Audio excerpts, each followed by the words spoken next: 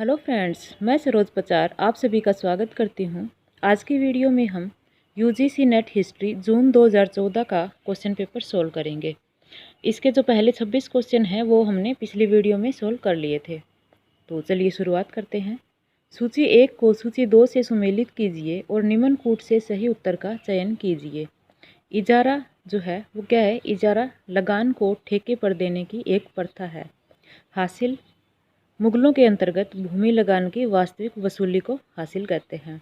गल्ला बख्शी भूमि लगान निर्धारण एवं एकत्रण का मुगलों के अंतर्गत एक तरीका। और नाबूद वह क्षेत्र जहां फसल खराब हो गई हो। तो इसका जो राइट आंसर है वो है ऑप्शन 2। ऑप्शन बी इसका राइट आंसर है। अगला क्वेश्चन है, नीचे दो वक्तव्य दिए गए हैं। एक को कथन ए कहा गया है एवं दूसरे को कारण आर कहा गया है। कथन ए, सैन्य दृष्टि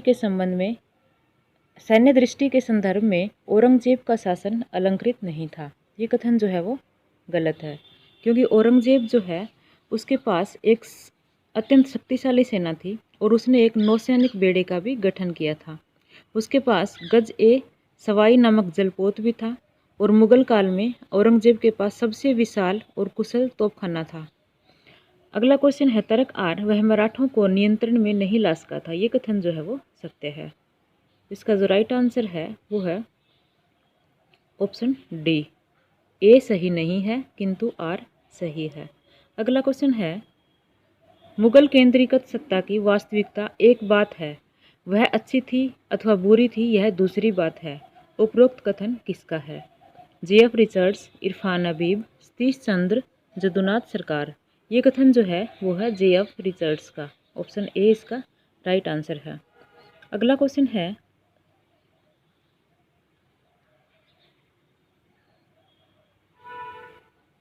सूची 1 को सूची 2 से सुमेलित कीजिए तथा नीचे दिए गए कूट की सहायता से सही उत्तर का चयन कीजिए।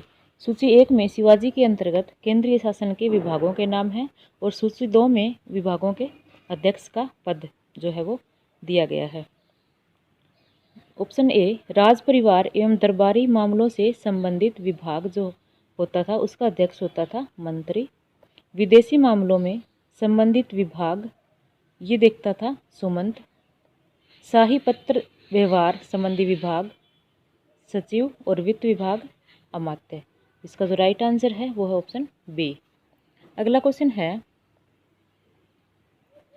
नीचे दो कथन दिए गए हैं, उनमें से एक को अभिकथन ए और दूसरा तर्क आर है।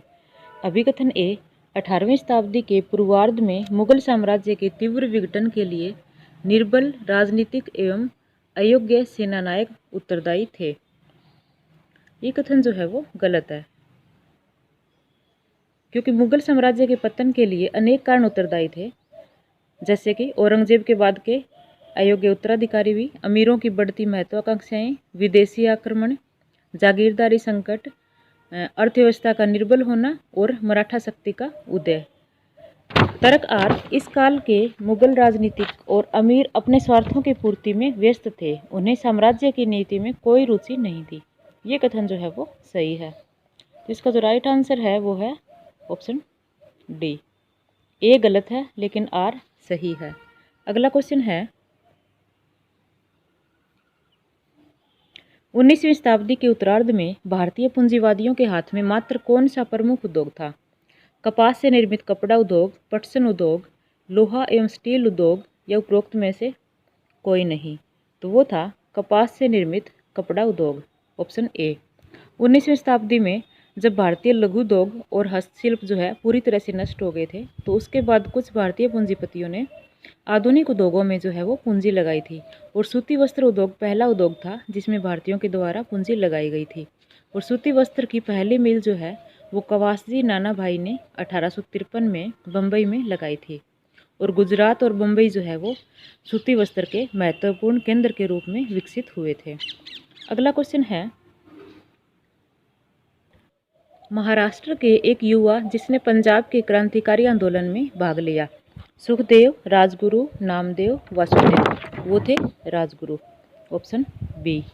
चंद्रशेखर आज़ाद, राजगुरु, सुखदेव, बटुकेश्वर दत्त, शिव वर्मा आदि ने हिंदुस्तान रिपब्लिक एसोसिएशन की स्थापना की थी और इसकी स्थापना सितंबर 1928 में दिल्ली के फिरोजशाह कोटला मैदान में चंद्रशेखर आज़ाद ने की थी।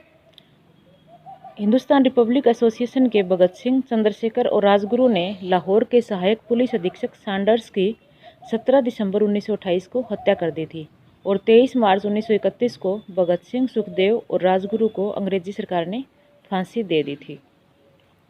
अगला क्वेश्चन है, निम्नलिखित में से किसने कहा था कि राजनीतिक डकैतियों का लक्ष्य सरकारी धन को प्राप्त करना है? रामप्रसाद बिस्मिल, सूर्य सेन, प्रीतिलता वड्डेदार, सुखदेव। ये कथन है ऑप्शन ए रामप्रसाद बिस्मिल का। अक्टूबर 1924 में सचिंद्र नाथ सन्याल और रामप्रसाद बिस्मिल, जोगेश चटर्जी, चंद्रशेखर आज़ाद आदि ने कानपुर में हिंदुस्तान रिपब्लिक एसोसिएशन नामक एक क्रांतिकारी संस्था की स्थापना की थी और इस संस्था के द्वारा 9 अगस्त 1925 को काकोरी नामक स्थान पर सहारनपुर से लखनऊ जा रही 8 डाउन ट्रेन में जा रहे सरकारी खजाने को लूट लिया था। काकोरी कांड में 29 क्रांतिकारियों को गिरफ्तार किया गया, जिसमें से रामप्रसाद बिस्मिल, अशफाकुल्ला खान, राजेंद्र लाहिड़ी और रोशन लाल को 1927 में फांसी दे दी गई थी। अगला क्वेश्चन है, निम्नलिखित को कालक्रमानुसार क्रमबद्ध कीजिए तथा नीचे दिए गए कूट की सहायता से सही उत्तर का चयन कीजिए। ये सभी जो है वो बंगाल के गवर्नर और गवर्नर जनरल के नेम हैं, जिनको हमें सीक्वेंस में लगाना है। इसमें जो सबसे पहले थे वो थे वारेन हेस्टिंग्स, जो कि 1772 से 1774 तक बंगाल के गवर्नर रहे तथा 1774 से 1785 तक बंगाल के गवर्नर जनरल रहे थे। उसके बाद लॉर्ड कॉर्नवालिस, जो कि 1786 से 1793 तक बंगाल के गवर्नर जनरल रहे थे। वहीं 1805 ईस्वी में वो दोबारा जो है गवर्नर जनरल बनकर भारत आए थे, लेकिन 1805 में ही गाजीपुर, जो कि उत्तर प्रदेश में है, वहाँ पे उसकी मृत्यु हो गई थी। उसके बाद जॉन शोर जो है वो 1793 से 1798 तक बंगाल का गवर्नर जनरल रहा था और लॉर्ड मिंटो जो है वो 1807 से 1813 तक बंगाल का गवर्नर जनरल रहा था। इस तरह से जो इसका राइट आंसर है वो है ऑप्शन सी। सी नहीं होगा इसमें, इसका राइट आंसर जो है वो ऑप्शन डी है, ऑप्शन डी। अगला क्वेश्चन है,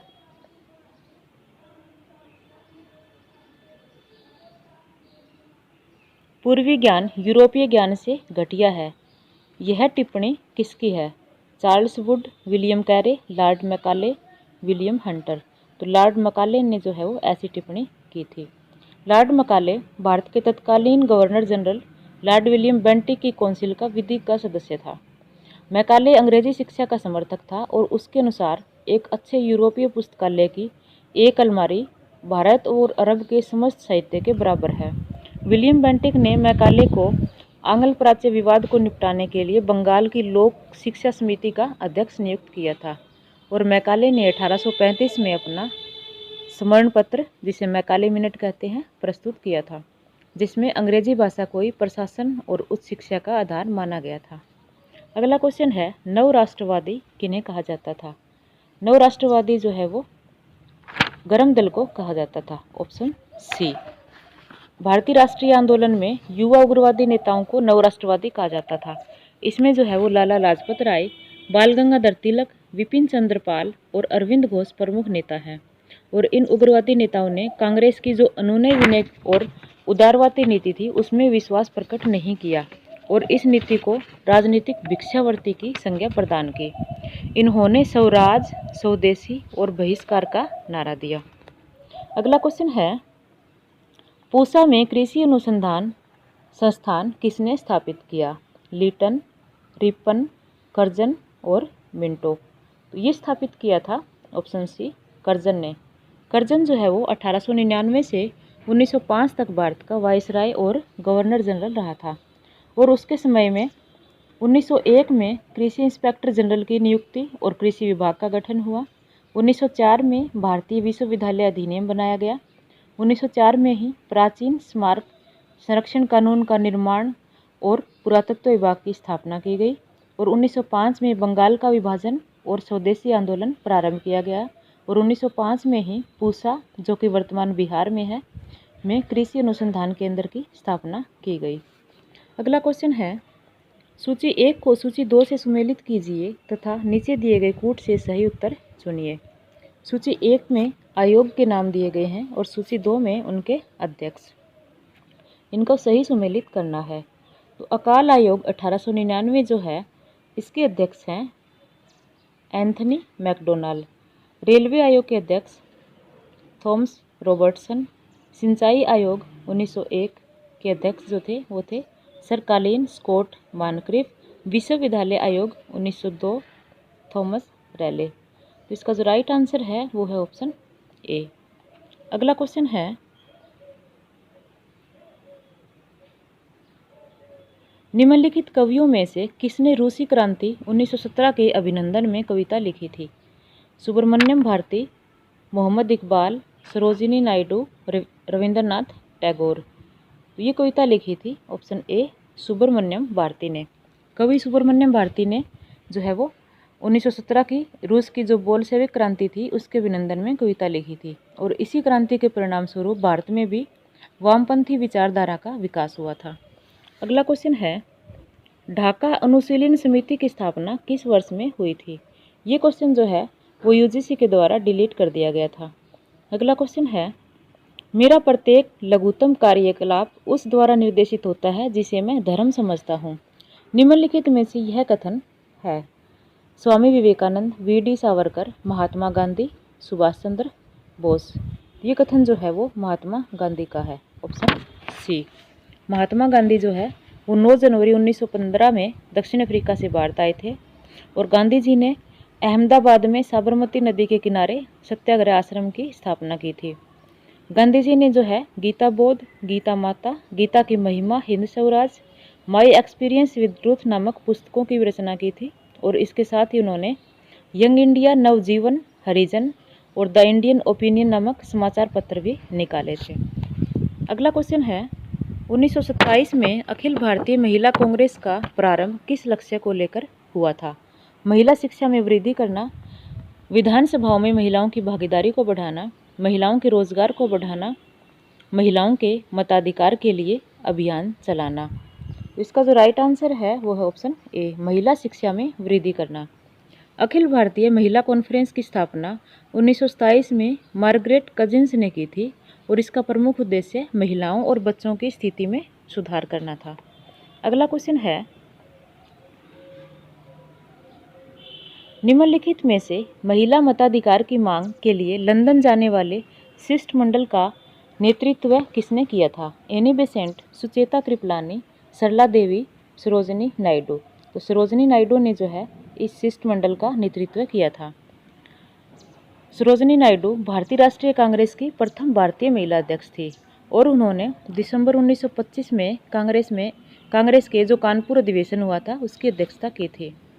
और भारतीय राष्ट्रीय कांग्रेस की प्रथम महिला अध्यक्ष जो थी वो थी एनी बेसेंट, जिसने 1917 के कलकत्ता अधिवेशन की अध्यक्षता की थी। अगला क्वेश्चन है, निम्नलिखित में से कैबिनेट मिशन प्लान के संबंध में कौन सा सही नहीं है? ऑप्शन ए, इसने स्वतंत्र पाकिस्तान के निर्माण की मांग को रद्द किया। तो ये कथन सही है। इसने भारत के कॉमनवेल्थ से नाता तोड़ने के अधिकार को मान्यता दी। ये भी सही है। भारतीय मंत्रिमंडल के सभी सदस्य भारतीय होंगे। ये कथन भी सही है। इसने सांप्रदायिक प्रतिनिधित्व की गुंजाइश जताई। ये कथन जो है वो गलत है। 1946 के जो ब्रिटिश प्रधानमंत्री एटली थे उसने भारत में एक 3 सदस्यीय संसदीय दल जो है भारत में भेजने का निर्णय लिया था और उसमें ब्रिटिश कैबिनेट के 3 सदस्य थे जो थे Lord Pethick Lawrence, sir Stafford Cripps और A.V. अलेक्जेंडर थे। तो यह मिशन जो है वो 23 मार्च 1946 को भारत आया और इसका कार्य भारत को शांतिपूर्ण सत्ता हस्तांतरण करने के उपाय तलाशने और संविधान तैयार करने की कार्यप्रणाली तय करना था। इसने जो है वो संविधान के निर्माण हेतु प्रांतीय विधानमंडलों का 3 समूह में विभाजन का सुझाव दिया था और पाकिस्तान की मांग अस्वीकार कर दी थी। गांधी जी ने इस मिशन के प्रस्तावों को उस समय की परिस्थितियों में श्रेष्ठ बताया था। अगला क्वेश्चन है, भारत और पाकिस्तान के बीच नेहरू लियाकत समझौते पर किस समस्या को हल करने के लिए 1950 में जो है वो हस्ताक्षर किए गए थे? अल्पसंख्यकों की सुरक्षा के लिए, रियासतों के विलय के लिए, सीमा झगड़ों को निपटाने के लिए, विदेशी संबंधों के लिए। ये किए गए थे अल्पसंख्यकों की सुरक्षा के लिए। Option A. नेहरू लियाकत समझौता भारत और पाकिस्तान के बीच शरणार्थियों की समस्या के हल और अल्पसंख्यकों की सुरक्षा के लिए 1950 में संपन्न हुआ था और इस संधि पर 8 अप्रैल 1950 को भारत के प्रधानमंत्री जवाहरलाल नेहरू और पाकिस्तान के प्रधानमंत्री लियाकत अली खान ने हस्ताक्षर किए थे। अगला क्वेश्चन है, किस राज्य प्रणाली में पंचायती राज को सर्वप्रथम लागू किया गया था? तमिलनाडु, राजस्थान, महाराष्ट्र, आंध्र प्रदेश। तो ये लागू किया था राजस्थान में। Option B. भारत में सबसे पहले जो है पंचायती राज व्यवस्था को राजस्थान में लागू किया गया और 2 अक्टूबर 1959 को तत्कालीन प्रधानमंत्री जवाहरलाल नेहरू ने नागौर में इसका उद्घाटन किया था और भारतीय संविधान के अनुच्छेद 40 में राज्यों को पंचायतों के गठन का आदेश दिया गया। 1993 में जो है वो संविधान के 73वें संविधान संशोधन को लागू कर पंचायती राज व्यवस्था को संवैधानिक दर्जा प्रदान किया गया। अगला क्वेश्चन है, ब्लैक डेथ के संबंध में निम्न में से कौन सा कथन सही नहीं है? Option A. खून चूसने वाले पिस्सू जो काले चूहों पर रहते थे ब्लैक डेथ के फैलने के लिए जिम्मेदार थे। ये सही क्वेश्चन है। प्लेग को ब्लैक डेथ कहा जाता है क्योंकि इससे जानलेवा काली सूजन हो जाती है। ये भी सही है। यह भयानक रोग 15वीं शताब्दी में एशिया से यूरोप में फैला। ये कथन जो है वो गलत है। लोगों का विचार था कि ईश्वर ने उनके पापों की सजा देने के लिए उस ब्लैक डेथ को भेजा है। ये भी सही है। जो सही नहीं है वो है ऑप्शन सी। अगला क्वेश्चन है, नीचे 2 कथन दिए जा रहे हैं जिनमें से प्रथम को अभिकथन ए और द्वितीय को तर्क आर कहा गया है। अभिकथन ए, सभ्यता अपने सभी विविध पक्षों से इतिहास की विषय वस्तु बनती है। ये क्वेश्चन जो है वो सही है। ये कथन सही है। तर्क आर, इतिहास के प्रति ऐसा सांस्कृतिक दृष्टिकोण इसे सभ्यता की जीवनी बना देगा। ये भी सही है। जिसका राइट आंसर है वो ऑप्शन ए। ए और आर दोनों सही हैं तथा आर ए की सही व्याख्या है। अगला क्वेश्चन है, पूर्वाग्रह और पक्षपात आलोचनात्मक दृष्टि को धुंधला करते हैं और आलोचनात्मक अन्वेषण को बाधित करते हैं। यह कथन किस मध्ययुगीन इतिहासकार का है? अल-बरूनी, मिनहाजुस सिराज, इब्न खल्दून, जियाउद्दीन बर्नी। तो ये कथन जो है वो इब्न खल्दून का है। ऑप्शन सी इसका राइट आंसर है। इसी के साथ आज का पेपर कंप्लीट होता है। अगर आपको वीडियो अच्छी लगे तो अपने फ्रेंड्स के साथ शेयर ज़रूर करें और चैनल पर पहली बार हों तो चैनल को सब्सक्राइब करना ना भूलें। धन्यवाद।